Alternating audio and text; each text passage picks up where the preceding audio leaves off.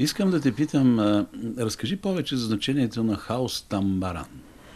Ами, тия са... Първо обясни какво е това. Това са дългите къщи. В всяко момче, което навърши 16 години,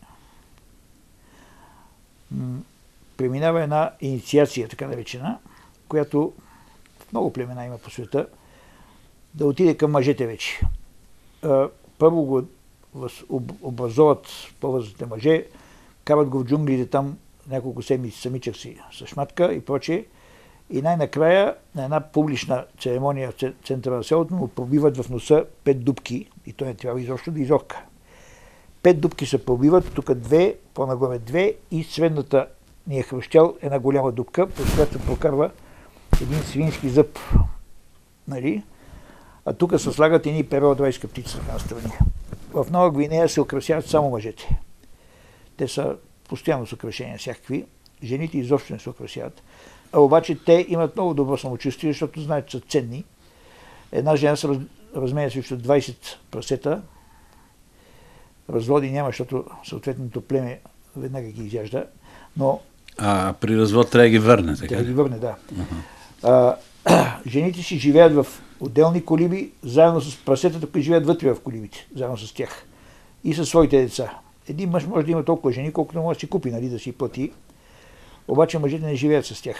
Мъжете си живеят в една дълга къща, в която всичките мъже над 16 години там живеят. Всеки си има едно кюше, където си оставя лъка и стрелите. Ходят на лов. Ако убият нещо, носят на жените по нещо. През сезона, когато трябва да се съди, изгарят част от джунглата, при което огромни дървета, 50 метрови с 3 метра дебели, супер ценни дървета, ги изгарят. А кой знае колко животински видове? Там да ли говорим, за да съдат няколко глави таро и после жените ги отглеждат, носят ги в едни мрежи, които се наричат билум. Тук ги с една превръзка през челото, по 50 кила нос на гърба си отида. Вратовете им са като на Дан Колов. И съответно върват това и носят на мъжете в дългия дом малко славено таро, и така си разменят продукти различни.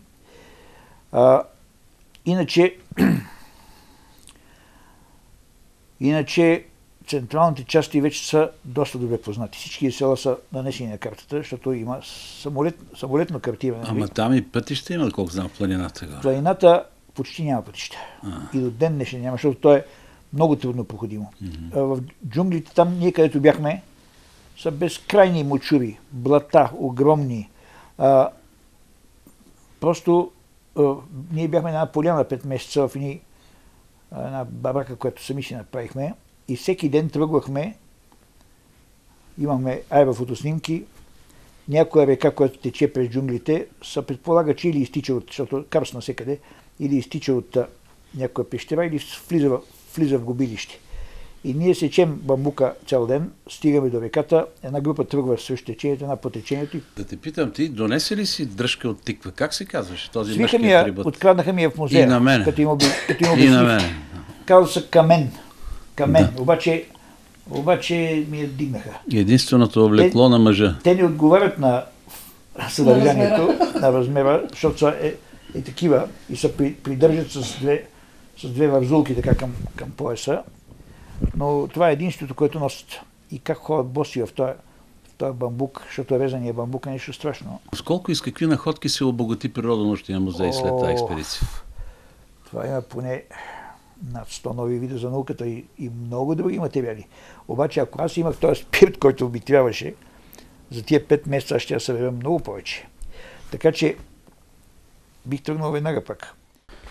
Тук съм закачил нещо, което още си виси на оригиналната мръсна вързулка, която ще сменям гледа, но това мъчете го вземах от, или панга, както се казва в Африка, съм го конфискувал от един браконьер и си ходех постоянно с него през рамо, не за друго, защото от лъва не може да защитиш с него, обаче заради големите маймуни, бабуините, които мъжки са много агресивни, нападат без причина. Някой път зъбите им са по-големи от зъбите на леопарда и аз се предпазвам от тях и го носих това нещо с мене. Постоянно си беше с мен. Иначе имах 3 пушки, но много не ги използвах, защото беше резерват, все пак и гледах да не стрелям. И хранех с консерви, въпреки че може да си убивам прясно месо, за да не дава лош пример на местните хора. Тук има всякакви други подобни неща. Дай да почнем от Папуа Нова Гвинея. Статуетки, всякакви. Стрелите. Стрелите, това са само остатъка от тия 40-50 стрели, които донесох, се разпиляха. Но аз ги сменях срещу патрони. Имах една пушка, която въобще не съм използвал, но патроните ги давах на някои такива. Ето и нещо, примерно, това е последното, което ми е останало. Това са нанизи от каури. Това са ни ръковини, които служат за пари. И те много години в южните морета с това са били разплащателното средство. Сега едно такова нещо, примерно, може да купиш срещу него едно прасе, да речем. Това е Сипия Билонбалус. Това е стрела за птици с 4 върха. Spear е копие на английски, обаче там на Pidgin English това го наричат Сипия от Spear. Билонбалус. Това е Сипия Билон Консоп. Стрела за казуари. Тя е с контри. Да, имам. Някои са с много твърд материал направени, въпреки че бамбукови такива. Това е, например,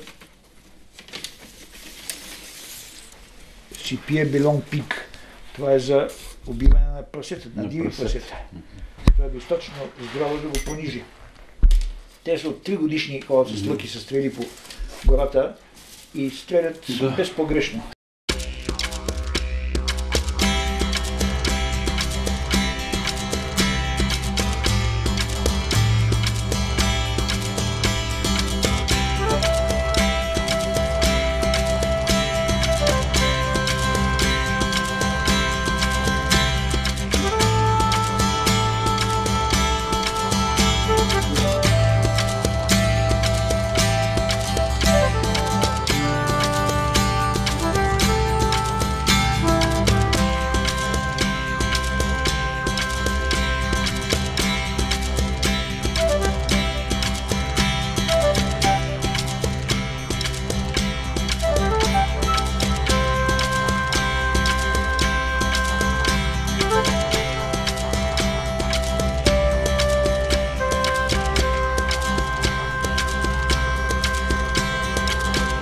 Пети, на какъв език е Сано Батуре? Сано Батуре. Сано Батуре здраве европеецо, но някои твърдат, че е произлизало от Батуре, без кожа, няма кожа. Защото бял. Черният човек има кожа, белият човек няма кожа. Да, ти как се озова в Нигерия? Върнах се от Нова Гвинея, след 6 месеца с джунглите и викам на моята тогавашна жена, викам да не видя джунгли повече. Тя вика, съжалявам, но съм ти подписала договор, докато нямаше, за да работиш 3 години в Нигерия, в Африка. И викам, какво ще работя? Ами вика, пише в договора Assistant Conservator of Forests, помощник консерватор на горите. И аз питах моя приятел Бешков, как го разбираш това? Ми вика, ще помагаш на главния консерватор, вика, и това е. Обаче аз като пристигнах там, не стига, че отидох така съвсем насляпо, ами тогавашната ми жена Кинка и малкият ми син Владко, който беше на 9 години, като казаха, и ние тръгваме. Чакай бе, къде ще ходите бе? Да отида там да се настана, да видя какво е положението. Не, тръгваме. И тръгнахме, пристигаме и на друга зама в хотела ми пъхат един вестник под вратата, Nigerian Herald, и гледам снимка на губернатора на щата, който ме беше наел, вързан за един варел с пясък и разстрелян, увиснал така на варела. А то се оказа, че няколко дена преди това са направили опит за преврат, убили са Муртала Мохамед, президента, и понеже губернатора на щата също бил в заговора, го разстреляли и него, му сменили целия став там и се оказа, че никой не знае за какво са манели. Обаче... Ама ти си намери работа сам всъщност. Аз си намерих сам работа при една англичанка, която беше шефка на Wildlife Unit на тая част на Министерството на земеделието, която се занимаваше с резерватите, с дивата природа. И оттам тръгна и 3 години така. Аз живеех в една гора на 100 Сега това е Пай Ривър, нали така? Да, на 100 км от най-близкия бял човек. Ама ти си бил управител на това резерват. Аз бях управител и спех се спуща до леглото, защото моята работа беше главно арестуване на браконьери, закарването им до най-близкото полицейски пост. Карах ги с едно Сузуки малко и като видях, че мерки не се взимат срещу тях, защото те убиваха животните с едни самоделни пушки, които беха от едни водопроводни тръби правени, пълни с кесмете с разни работи. И аз трябваше да ги представям там като веществено доказателство там на съда. Те срещу $5 им ги връщаха обратно. Това ще я те питам, кой ги правиха? Да. Връщат им ги. Аз реших да се саморазправям тогава. Като го хвана браконьера, мога да го държа 24 часа, докато ми почисти къщата и всичкото останало. След което пушката му е фърлена в някое блато, където да не може да си я намери. Него го закарва на 50 км от селото му в Транака и го пускам там да си ходи и това е. Но правосъдието в мои ръце. И с това се занимах изобщо. Исках да те питам. Години. Да. Успя ли да се опазиш от страховити болести има в Африка? Да, човек трябва да внимава. Има една книга на Мансон, тропически болести, Tropical Diseases, и там има такива картинки. За тая сънната болест. Сънната болест се за пренася... треската ласа, сега, речната слепота, мебите, билхарцията. Сънната болест се пренася от мухата ЦЦ, която там, където бях аз в града, където живеех, който е на 1300 метра височина, нямаше муха ЦЦ, защото тя се свеща до 800 метра височина. Но в резервата, където живеех долу в гората, имаше, но за щастие на 1000 мухи ЦЦ 3 са носители на трипанозоми на сънната болест. Много по-опасни са малките мухички, онкоцерка волвулус, които живеят край бързо течащите води и които са на 3 мухи една е заразена. Носят микрофиларии, които ги снасят в окото на човека. И неусетно човек ослепява. Те влизат по кръвния път, разяждат жълтото петно на окото и ако не се атакува докато са още в кръвта, онкоцерка волвулус, иначе те мухички, те бяха симулиум дамнозом, един вид, който род симулиум и тук се среща, злите мухи, така наречените, обаче няма точно тия. А тази онкоцерка, това е една микрофилария, която ти предизвика ослепяването. Аз често обичам да казвам, че нашата хиляди мека към човек. Как бе, въобще несравнима с тропиците. Там не трябва да се къпиш в никакви външни води, защото ще получиш билхарци, които ще ти разредат бъбреците. Не трябва много по земята да бърникаш, защото има геохиломенти. Не трябва да пипаш много маймуни и разни такива, защото има Конго вирус. Ласа фивър, която е в едни плъхове, които живеят в хамбарите на хората. И тя е в едно градче Ласа, което не беше много далеч от там, къде бехме ние. Тя цяла дълга история около тая. Там обаче каква вода си пил тогава? Но само прилавена вода. Само прилавена вода, за да избегна ентамева хистолитика, тая мебната дизентерия. И не съм боледувал от дизентерия, но 7 пъти съм боледувал от малария. 7 пъти, въпреки че взимах хапчета и така. За тия хапчета така, че е по-добре да лекуваш маларията след като се разболееш, колкото и го не знам. Аз оцелях, обаче 7 пъти съм карал малария.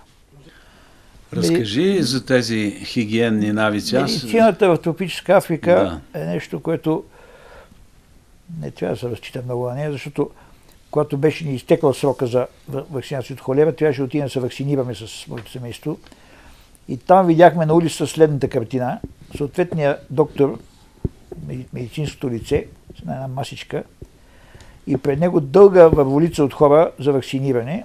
И той с една и съща инжекция жуп. Няма смяна на игли, няма нещо. Няма такова нещо. И дойде вашия ред. Спин, хепатит и всичко какво се сетиш. Обаче аз имах едни приятели там руски лекари, които ми бяха дали запечатани спринцовки и ми бяха казали никакво ползване на такива. Дай се обиди човека, нека се обиди. Никакво ползване. И аз отидох и доктор, заповядайте такова, нали, веднага ни взема, обаче, викам, вижте, колега, аз съм боледувал от детски паралич на времето, трябва отделна спринцовка. Детето от не знам какво си, жената от не знам какво си, викам, всеки си има спринцовка, не знае, да, боли ви се, аз разбирам тия работи. Смени трите спринцовки една след друга и с последната спринцовка, с която работи, продължи да инжектира цялата върволица. Да. Такива работи. Един ден аз трябваше да превозвам една жена с много зле щупен крак с моето Сузуки. И то фелчер, който ме накара да я взема там в гората да я воза, викам сега да отидем там в едно градче, имат двама египетски лекари с една болница, защото много зле щупен кракът, трябва да се направи снимки, рентгенови и прочи. Не, вика, карайте еди къде си. Какво има там? Вика, карайте там. И след тръскане ужасно по разни дерета и такова, стигнахме до едно село, където в един двор в Корогоски лежаха 10 души в прахоляка. Викам, той какъв е тук? Вика, той е специалист. Лечител. Чакракчия. Вика, той ще оправи. Как ще оправи? Това стъпчат костите през месото и така. Оставете тук и толкова. Дай ще докараме още 70 км, но ще стигне до болницата. Не. Та ще си умре така и така. След 3 месеца, карайки си Сузукито по един път и спира някакъв полицай, аз постоянно имах по него някакви проблеми, викам за какво ли ме спира. Той каза да се кланя. Кръв си ти бе, помните ли вие закарахте моята жена еди къде си. Какво стана, викам с тази жена? Оправи се, вика, нищо и няма. И аз тая история, малко преди 10 ноември, дойде една докторка, която работи в редакцията на списание Здраве. Вика, вие толкова сте преживяли, нямате и някоя медицинска история да ни разкажете. Викам, пък аз тък му бях написал тази книжка, съм лаборатория. Викам, имам идеална история и я показах. Вика, не може да я вземе.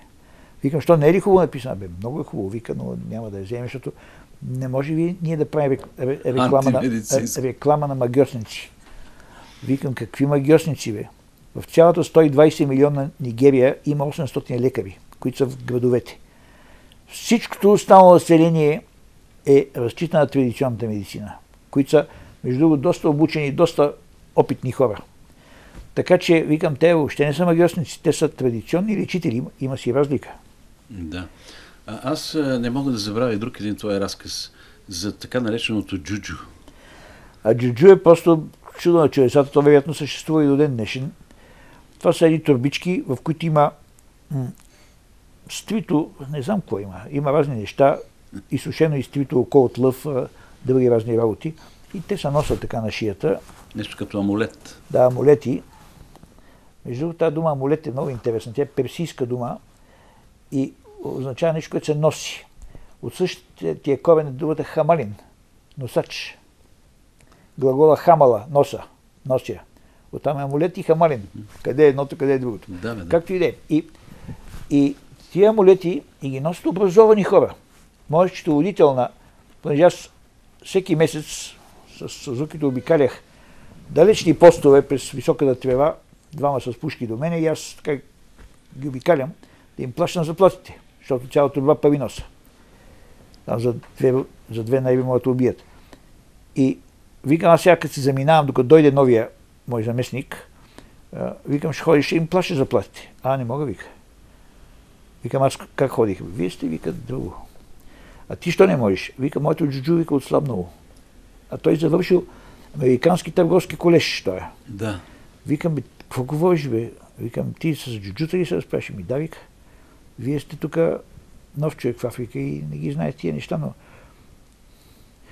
бях арестувал веднъж 7 души, такива, които се бяха засели в резервата, съборихме им къщите и ги прибрах в една стая.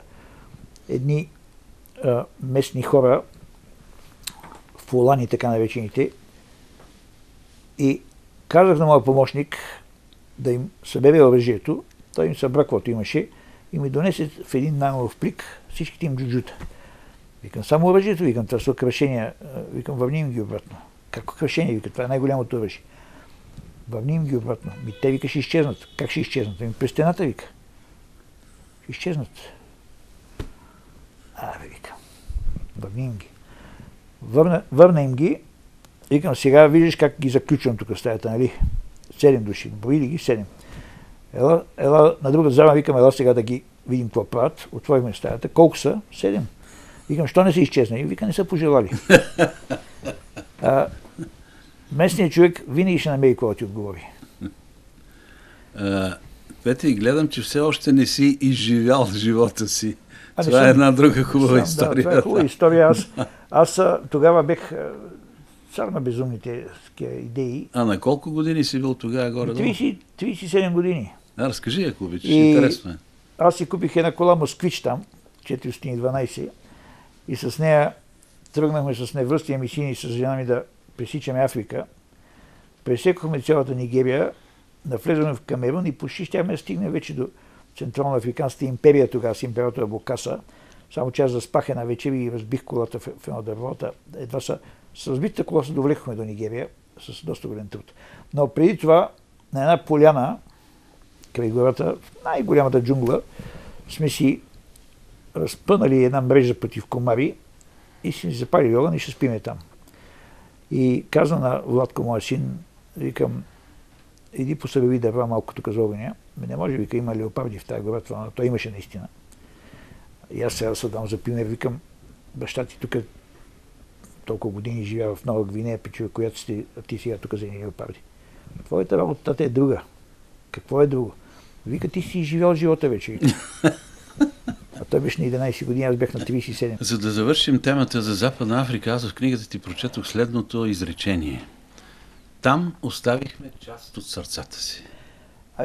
Да, защото бехме млади и деца вика, всичко ни беше до колене.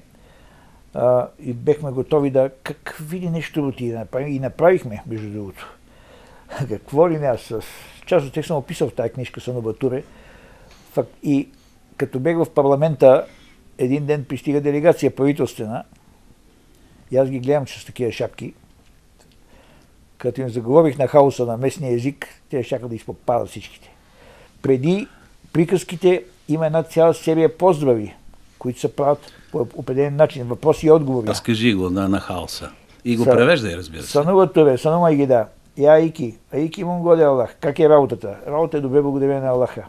Я Гида, как е къщата? Я Ларгида. И на всеко нещо казва, че Лафия Кало, имаш и здраве. Здрав ли си? Нагаджия, как ти е умората? Багаджия, няма умора. Нали? Я Ларгида, как е съпругата ти? Ларгида, Монголе Аллах. Жена ми е добре, благодарение на Аллах. В Западна Африка се пита как е жена ти.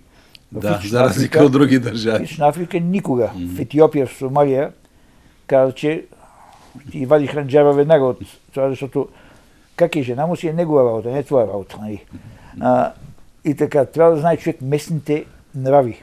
Аз ти пожелавам от сърце най-вече здраве. И други, къде ти си ходил, аз не съм. Аз Централна другото Америка съм сигурен, че ще го направиш. Централна Америка по твоята книжка ще проследа. Няма да пиша книга за нея, защото ти си я написал вече. Много ти благодаря. Централна Америка наистина е много интересна.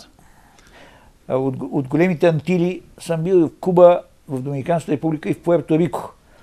Само в Ямайка не съм бил, но Централна Америка, в Мексико съм бил 2 месеца. Ямайка също е много красива. Но ние така може да си говорим до утре. Как сме си говорили, да. Желая ти да си осъществиш всички планове. Много ти благодаря за това гостуване. Към крещата, и ти казвам, Сайн Гобе, Сай Аллах. Какво е скрито в утрето, знае само Бог.